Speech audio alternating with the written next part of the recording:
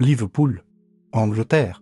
Le 23 octobre 2006, une famille ordinaire se promenait dans le centre-ville lorsque un événement extraordinaire se produisit. Ryan Millet, âgé de seulement 5 ans, s'arrêta soudain devant un magasin de disques. Ses yeux se posèrent sur une immense affiche du groupe The Celestials exposée dans la vitrine. « Maman, c'est moi quand j'étais célèbre. » Sa mère, Sarah Millet, sourit nerveusement. « Mon cher Ryan, ce sont les Celestials, c'est un groupe très ancien. » Mais Ryan ne bougea pas.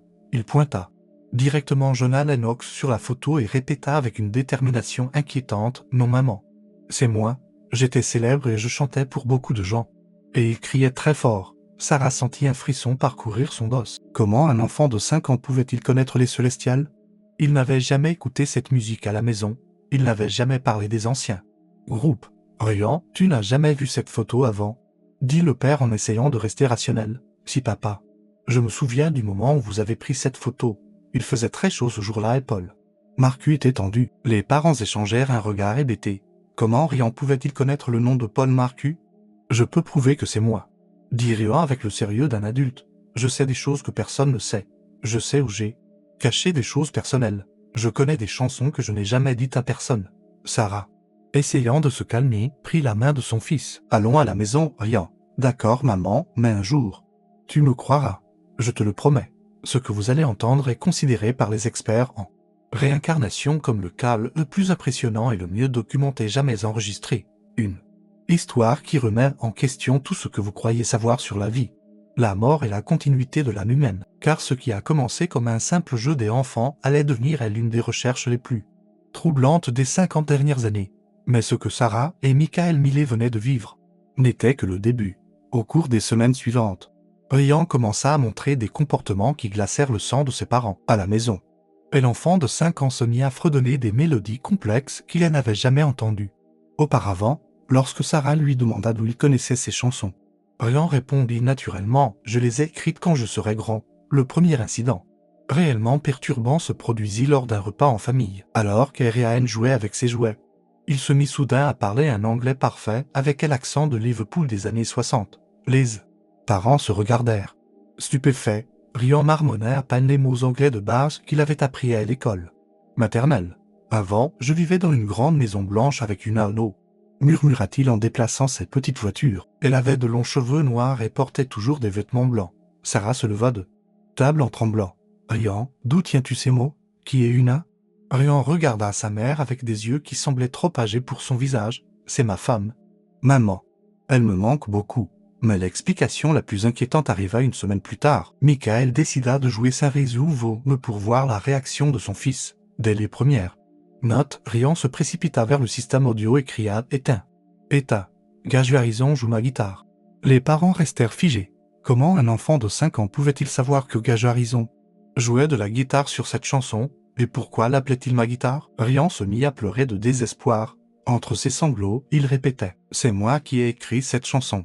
Je l'ai écrite pour Jules, c'est pour mon enfant. » Sarah prit Ryan dans ses bras, mais l'enfant continuait de pleurer. « Maman, pourquoi je ne peux pas jouer mes instruments? Où sont mes guitares? Mon piano blanc ?» Cette nuit-là, les parents ne réussirent pas à dormir. Ce qui se passait dépassait toute logique. Leur fils de 5 ans ne connaissait pas seulement Jonah Lennox dans ses moindres détails. Il parlait de lui comme s'il en était réellement, et une pensée troublante persistait dans leur esprit. Cet enfant possédait-il réellement une mémoire venue du passé? 3 semaines après l'incident musical, Sarah Millet prit une décision qui allait tout changer. Désespérée de comprendre ce qui arrivait à son fils, elle décida de l'emmener au musée des Celestials à Liverpool. Son plan était simple, si Ryan croyait vraiment être Jonah Lennox, cet endroit mettrait fin à son fantasme une bonne fois pour toutes. Le matin du 18 novembre 2006, à 10h30, la famille Millet franchit les portes du musée. Ryan marchait calmement, tenant la main de sa mère, sans montrer de signe particulier de reconnaissance. Mais tout changea lorsqu'ils arrivèrent dans la première salle d'exposition. Ryan lâcha la main de sa mère et courut vers une vitrine spécifique. Ses petites mains se posèrent sur le verre et ses yeux se remplirent de larmes. « C'est ma guitare !» cria-t-il en pointant une Jicke Mac à 12 cordes. « Je l'ai achetée à New York en 1964. Il y a une rayure ici, dit-il en montrant exactement où. » Des années plus tard, les experts allaient confirmer l'existence réelle de cette petite marque. Le guide du musée, Thomas Mill, s'approcha, intrigué. « Petit, c'est la guitare de Jonah Lennox. Mais il n'y a aucune rayure visible. » Rian le regarda les yeux embués. Si. Sous la deuxième corde, elle est apparue lorsque je l'ai fait tomber en studio pendant l'. Enregistrement de Northern Light. Thomas frissonna. Ce détail précis n'apparaissait dans aucun livre ni aucune biographie officielle. Seul Jonah Lennox, Gage Martin ou les ingénieurs du son pouvaient le connaître, mais Rian ne s'arrêta pas là. Il se dirigea vers une autre section du musée comme s'il avait parcouru ces couloirs des milliers de fois. Il s'arrêta devant une photo en noir et blanc du Cavern Hall. Nous y avons joué 292 fois. Murmura-t-il, la scène était très petite et il faisait toujours très chaud. Paul Marcus se plaignait toujours de l'odeur. Sarah s'approcha, tremblante. Rian. Comment sais-tu ça? Parce que j'y étais, maman. Répondit Rian en pointant un coin précis de la photo, entre les chansons. Je laissais toujours mon harmonica là. Pitest le déplaçait toujours, et ça m'énervait beaucoup. Thomas Mill travaillait au musée depuis 15 ans. Il connaissait toutes les biographies, tous les livres et tous les documents concernant les Célestials. Mais personne n'avait jamais lu des informations sur l'harmonica placée à ce coin précis. Ce détail n'était documenté nulle part. Garçon, dit Thomas d'une voix tremblante. Peux-tu me dire autre chose sur le Cavern Hall? Rian répondit avec le sérieux d'un adulte. Les toilettes étaient toujours en panne. Et il fallait monter par des escaliers très raides pour sortir. Bonton Epstein nous a découvert le 9 novembre 1961. Mais il nous avait déjà vus avant.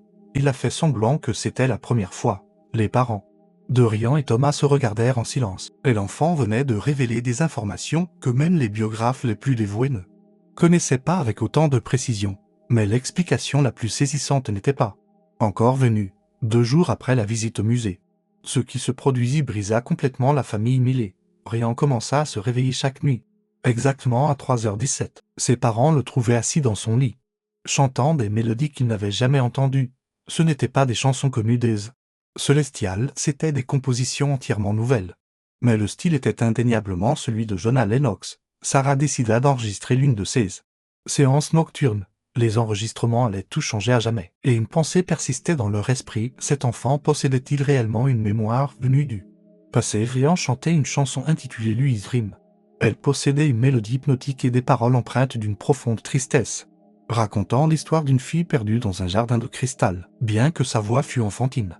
Le rythme et le style d'interprétation étaient exactement ceux des premières compositions de Jonah Lennox. Luna Wax joue Crystal Garden Rory Back Home. Flowers de la Stogie. Michael Miller écouta l'enregistrement une dizaine de fois. La composition présentait des progressions d'accords complexes et une structure sophistiquée. Du jamais vu pour un enfant de 5 ans. Mais quelque chose de plus troublant subsistait. Certaines façons de prononcer les mots, le vibrato de sa voix, de petites respirations entre les vers, tout correspondait parfaitement au style vocal de Jonah Lennox. Désespéré de trouver une explication, Michael contacta le musicologue spécialisé dans les Célestials à l'université de Liverpool, le Dr. Ames Harrison. Il lui envoya l'enregistrement, sans préciser qui chantait. La réponse du Dr. Harrison arriva 48 heures plus tard et les laissa stupéfait. Monsieur Millet, la composition que vous m'avez envoyée est extraordinaire. Les parents se regardèrent en silence.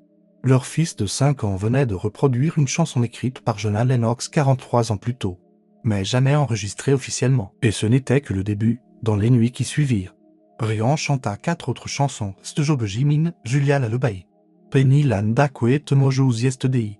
Chacune possédait le même niveau de sophistication musicale et une connexion impossible avec des œuvres inédites de Lennox. Le Dr. Harrison confirma avoir trouvé des références partielles à toutes ces compositions dans des lettres privées et journaux des membres du groupe. Ces documents étaient restés secrets pendant des décennies et accessibles à seulement quelques chercheurs. Monsieur Millet, écrivit le Dr. Harrison dans son dernier mail. J'ai un besoin urgent de connaître la source de ces enregistrements. Le matériel que vous m'avez transmis pourrait réécrire l'histoire des Célestials. Cette nuit-là, Sarah, le cœur brisé, prit Rian dans ses bras. Son fils ne se contentait pas de croire qu'il était Jonah Lennox. Il avait, d'une manière impossible, accès aux pensées et aux œuvres les plus intimes du musicien défunt, et le plus effrayant, R.I.A.M. avait murmuré tout cela à l'oreille de sa mère. Maman, je me souviens encore de beaucoup de chansons. Mais elles sont très tristes. Elles parlent de comment je vais mourir. Le comportement d'R.I.A.M. devint encore plus troublant à cause de son obsession pour une femme qu'il n'avait jamais rencontrée. Tout commença le matin du 2 décembre 2006 à 5h30. Lorsque Rian se réveilla en pleurant de désespoir, entre ses sanglots. Il répétait sans cesse « Où est Una? Pourquoi ne vient-elle pas me chercher ?» Elle avait dit que nous serions toujours ensemble, Sarah tenta de le calmer. Mais Rian était inconsolable. Elle a de très longs cheveux noirs et porte toujours des vêtements blancs. Elle vit dans notre grande maison avec beaucoup de fenêtres. Pourquoi n'est-elle pas ici avec moi? Les parents échangèrent un regard inquiet.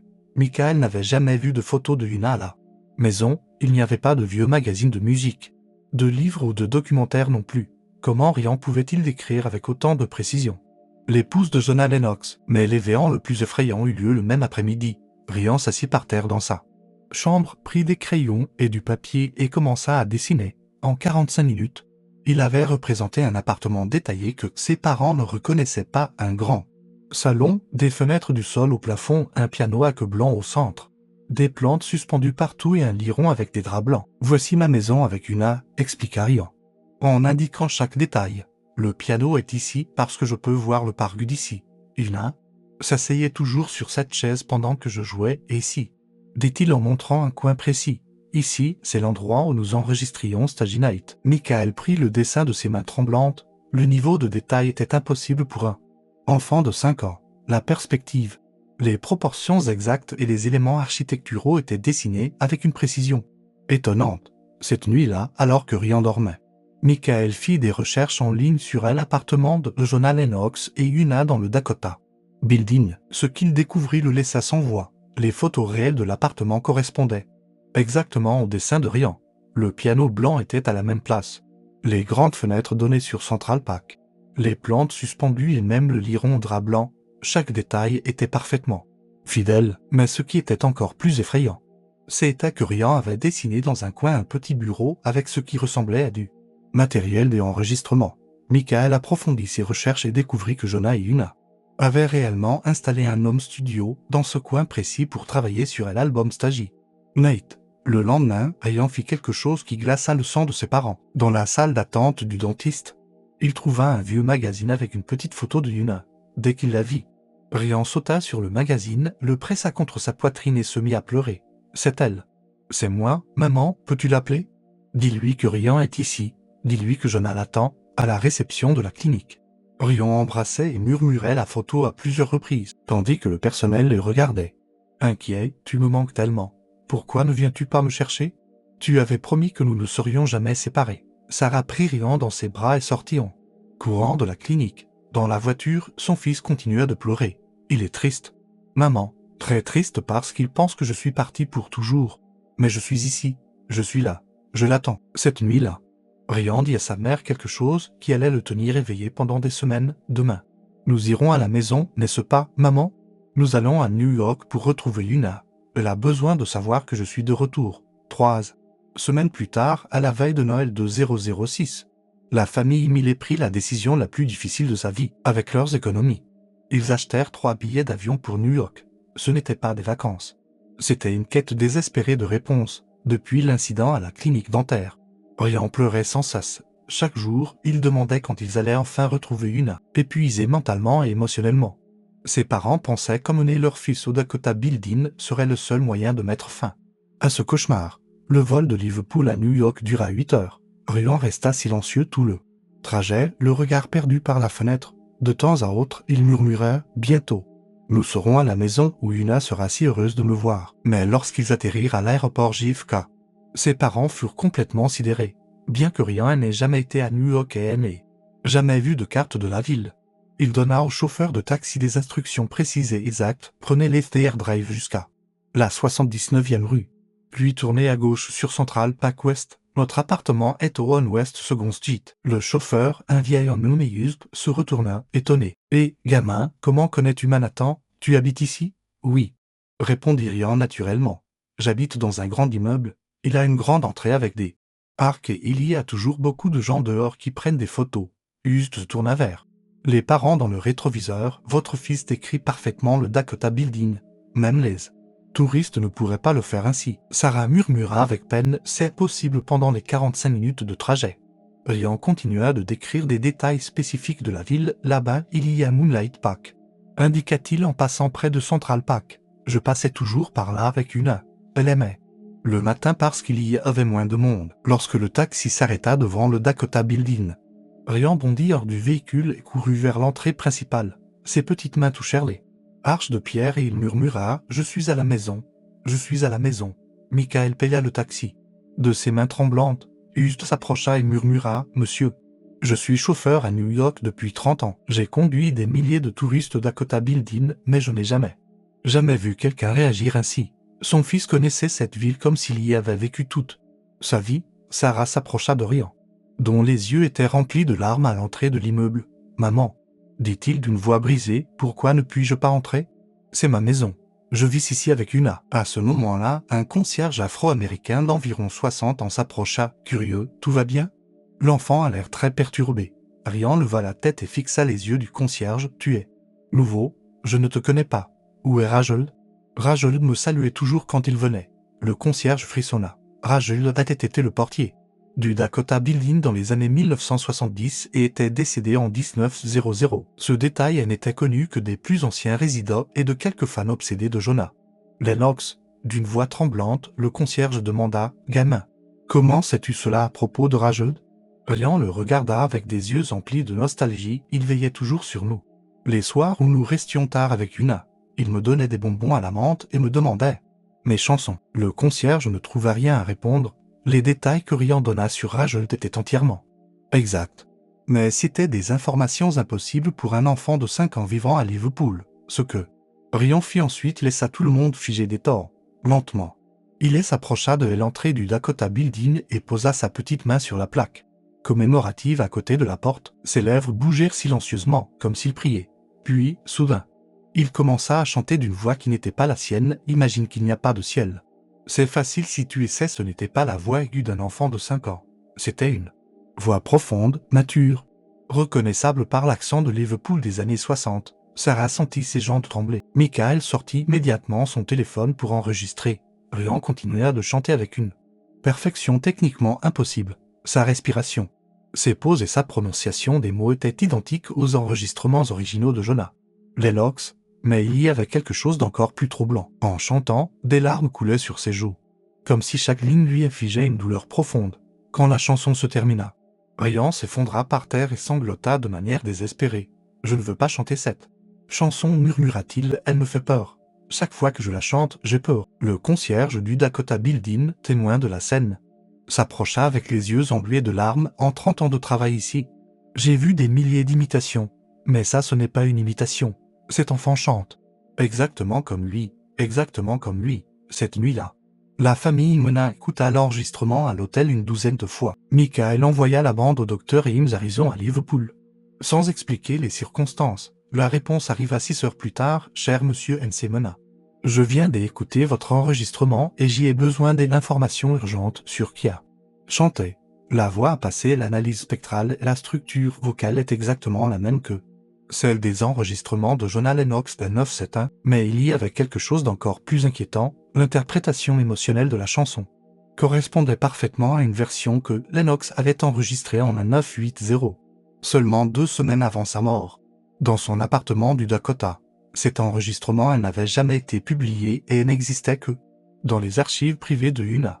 Sarah lut le mail, les mains tremblantes. Son fils ne chantait pas seulement comme Jonah Lennox. Il chantait avec la même expression mélancolique et prémonitoire que Lennox lors de ces derniers jours. Le 26 décembre 2006 à 4h17 du matin, Ryan se réveilla en criant. Ses parents accoururent dans la chambre de l'hôtel et le trouvèrent assis sur son lit. Il était en sueur froide et ses pupilles dilatées témoignaient de la peur. « Maman, murmura-t-il d'une voix tremblante, j'ai encore vu l'homme dans mon rêve, l'homme qui va me faire du mal. » Sarah s'assit à côté de lui. « Ryan, mon chéri, ce n'est qu'un cauchemar, ce n'est pas un cauchemar. Maman, c'est un souvenir. » Ryan se blottit contre sa mère. Tremblant, un homme gros avec de grosses lunettes, il tient un livre et me dit de le signer. Mais ses yeux sont pleins de colère. Michael s'approche, inquiet. « Ryan, quel était le livre que tenait cet homme ? » « C'était mon livre, un livre sur moi. Mais il était très en colère contre moi. Il criait des choses horribles pendant que je signais. » Ryan éclata en sanglots. Puis il sort quelque chose de sa veste, quelque chose qui brille, et je ressens une douleur immense dans mon dos. Les parents se regardèrent, alarmés. Ryan n'avait jamais vu les images de l'assassinat de Jonah Lennox. Il n'avait jamais parlé de McDavid Chapman. Mais comment pouvait-il décrire le meurtrier avec autant de détails ? Ryan, te souviens-tu de quel jour c'était ? Demanda Sarah. C'était le 8 décembre, il faisait très froid et je portais un manteau noir. Yuna et moi avions passé tout l'après-midi à enregistrer. Elle était très fatiguée et voulait dîner tôt. Rian essuya ses larmes. J'y ai aussi dit que je devais signer un autographe pour un fan qui attendait en bas. Sarah frissonna. Tous les détails que Rian racontait correspondaient exactement au témoignage documenté sur le dernier jour de Jonah Lennox. Maman, cet homme va encore me retrouver. Je ne veux pas qu'il me fasse du mal. Je veux juste être avec Yuna, jouer mes chansons. Michael chercha des informations sur le 8 décembre 1980 sur Internet. Ils restèrent bouche bée devant ce qu'ils trouvèrent. Rian avait décrit chaque détail du meurtre avec une précision terrifiante. Lors du lieu, l'apparence physique de Chapman, le livre The Care in the Jade que Lennox enregistrait ce soir-là avec Yuna, tout était exact. Rian dit son père d'une voix tremblante. Te souviens-tu d'autre chose de cette journée? Rian le regarda avec des yeux remplis de tristesse, avant de descendre pour signer un autographe. Je me souviens avoir embrassé Yuna. Je lui ai dit que je l'aimais. J'avais un pressentiment que quelque chose de mauvais allait se passer, mais je pensais que c'était juste mon imagination. Il fit une pause, puis murmura. J'aurais dû écouter cette voix qui essayait de m'arrêter. 3 jours plus tard, l'impossible se produisit. Grâce au contact du Dr Harrison à Liverpool, la famille Mona réussit à organiser une rencontre avec Yuna dans son appartement du Dakota Building. Yuna, alors âgée de 73 ans, accepta de reconnaître l'enfant après avoir écouté les enregistrements des chansons perdues de Jonah. Le 29 décembre 2006 à 15 h, la famille Mona entra dans un appartement que Rian avait dessiné avec une précision effrayante. Des mois plus tôt, Rian marcha calmement, comme s'il avait arpenté ces couloirs des milliers de fois. Lorsqu'il vit Yuna l'attendre dans le salon, il s'arrêta brusquement. Ses yeux se remplirent de larmes et il murmura d'une voix brisée. « Yuna, mon amour, tu m'as tellement manqué. » Jusqu'à cet instant, Yuna avait gardé une expression sceptique. Elle sentit ses jambes trembler. La manière dont Rian la regardait, sa voix et la tendresse dans ses yeux étaient exactement celles que Lennox avait eues dans ses derniers jours. Rian s'approcha lentement et prit les mains de Yuna dans les siennes. « Pourquoi es-tu si triste? Je peux le voir dans tes yeux. Tu as beaucoup pleuré après mon départ. » Des larmes coulèrent sur les joues de Yuna. Pendant 26 ans, personne ne lui avait parlé de cette manière. Personne n'avait compris sa profonde tristesse avec autant de délicatesse. « As-tu encore le piano blanc ?» demanda Ariane en indiquant exactement où il se trouvait. « Puis-je te jouer la chanson que je n'avais pas pu terminer ?» Rian se dirigea vers le piano et commença à jouer une mélodie que Yuna n'avait jamais entendue. Pourtant, cette mélodie était indubitablement reconnaissable comme étant dans le style de composition de Jonah. Ses petits doigts bougeaient sur les touches avec une technique qu'un enfant de 5 ans ne pourrait posséder. Tout en jouant, il chantait « Yuna, me eternal dream, even they cannot divide what we have been ». Yuna s'effondra dans sa chaise préférée. C'était exactement celle sur laquelle Jonah s'asseyait lorsqu'il composait. Rian ne pouvait pas le savoir. Personne ne le lui avait dit lorsqu'il eut terminé de jouer. Rian s'approcha de Yuna et lui murmura quelque chose à l'oreille. Yuna fut complètement bouleversée. « Tu gardes encore ma dernière lettre, celle que j'ai écrite la veille de ma mort, précisant que si quelque chose m'arrivait, je te retrouverai d'une manière ou d'une autre pour te dire que notre amour est éternel. » Yuna regarda Rian avec des yeux pleins de surprise et de peur. La lettre existait vraiment. Elle était gardée dans son coffre-fort. Elle ne l'avait montrée à personne. Même le fils de Jonah n'en connaissait pas l'existence. « Comment peux-tu connaître cette lettre ?» demanda-t-elle d'une voix tremblante. Rian lui sourit avec une tristesse infinie. « Parce que je l'ai écrite, mon amour, et je suis venu tenir ma promesse. » Durant les 20 minutes suivantes, Rian raconta à Yuna des choses qui allaient changer le cours de tout pour toujours. Quand ses parents furent rappelés dans la pièce, ils virent Yuna complètement transformée. Ses yeux brillaient d'un mélange d'espoir et de peur qu'ils n'avaient pas vu depuis des décennies. « Rian m'a seulement raconté ce que Jonah et moi savions, » dit-elle d'une voix tremblante, « les détails les plus intimes de nos conversations, les secrets que j'avais gardés dans mon cœur pendant 26 ans. » Rian s'approcha de ses parents, leur prit les mains. « Maman, papa, je dois vous expliquer pourquoi je suis ici, pourquoi je suis revenu. » Il continua de parler avec une gravité glaçante. « Quand j'étais Jonah, j'avais une dernière chanson que je voulais enregistrer. Elle s'appelait The Bridge Between Worlds. Elle parlait de la mort et de la façon dont l'amour peut continuer à exister au-delà de la vie physique. C'était mon cadeau d'adieu à l'humanité. » Il se rapprocha à nouveau du piano et commença à jouer une mélodie d'une beauté surnaturelle. Sa voix était complètement devenue celle de Jonah Lennox et remplissait l'appartement. La chanson dura exactement 4 minutes et 17 secondes lorsqu'il eut terminé. Rian se tourna vers tous les présents dans la pièce. « Cette chanson doit atteindre le monde. C'est mon dernier message. Je suis revenu pour terminer ce que je n'ai pas pu achever. Una S. Approcha d'Orion et le serra dans ses bras comme si c'était la chose la plus précieuse de elle. Univers, Jonah mon Jonah, combien de temps peux-tu rester avec moi? Orion la regarda avec des yeux pleins d'amour et de tristesse. Pas longtemps, mon amour. Je sens que cette expérience touche à sa fin. Mais avant de partir, je veux que tu promettes quelque chose. Cette chanson doit être enregistrée et partagée avec le monde. C'est mon dernier héritage, la preuve que le véritable amour ne meurt jamais. 3 mois. Plus tard, Ryan commença à oublier qu'il avait été Jonah Lennox. Ses souvenirs s'effacèrent progressivement et il redevint simplement un enfant de 5 ans. Originaire de Liverpool. Cependant, The Bridge Between Worlds fut enregistré professionnellement et devint l'un des phénomènes musicaux les plus extraordinaires de l'histoire moderne. Una fit la déclaration publique suivante: j'ai vécu avec Jonah pendant des années. J'ai connu son âme plus profondément que quiconque sur cette terre. Et je peux affirmer avec certitude que Ryan a été, pendant une période inexplicable, l'incarnation de mon mari. À ce jour, les scientifiques, musicologues et spécialistes du paranormal ne peuvent toujours pas expliquer comment un enfant de 5 ans a pu accéder aux souvenirs, connaissances et talents de Jonah Lennox. La seule chose dont ils sont certains, c'est qu'ils ont été témoins de l'un des cas de réincarnation les mieux documentés, vérifiables de l'histoire moderne. Et Ryan, aujourd'hui adolescent normal, lui en murmure parfois, au réveil, des mélodies dont il ne se souvient pas. Il ressent un désir inexplicable envers une femme d'Una et envers elle appartement à New York. Il disait autrefois être son foyer.